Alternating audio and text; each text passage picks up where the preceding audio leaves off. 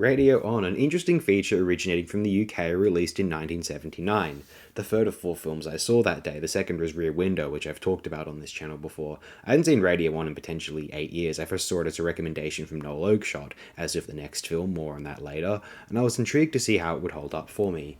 As a brief aside, Rear Window was potentially better than ever in the cinema, a smaller cinema mind you, and it has you really considering how abrupt and populist Hitchcock's endings could be. The final shot of Rear Window is endearing. It is not the final shot of a film which is being poised as one of the timeless cinematic greats. It is the final shot of a film which saw itself as populist entertainment for the masses first, and the substance related to the medium itself, contemporary society or human psychology, are innate to it, Rear Window, but not the gravity of the film. It was fundamentally for everyday audiences. The critics were secondary to Hitchcock, which is really interesting to think about in retrospect, although his fervour for the medium was so assertive and imaginative that critics couldn't help but eventually exalt him.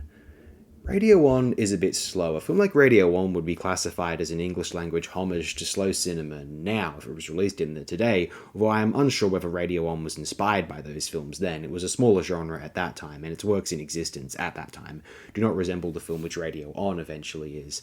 A depiction of the UK during the late 70s, a black and white road film produced in part by Wim Wenders and evidently inspired by his films, Radio On is purely interested in distilling the blank existentialism which many in that generation felt in that nation at that time.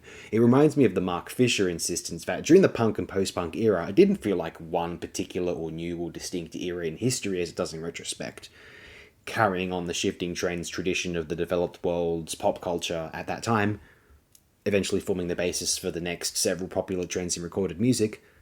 The denizens of that zeitgeist legitimately thought that things, certainly in England, had never been as bad as they were up to that moment, that the idea of prosperity for England was over, both in the old empire and the post-war socialised state consensus, and that nuclear war or Thatcherism would annihilate everyone, banker, politician, greengrocer or construction worker. Radio On can feel like a film that takes place at the end of the world. That informs a lot of its creative decisions. It operates completely differently from a hacky retroactive take. Hey, wasn't this an era? Radio On assumed its era was the end of all eras.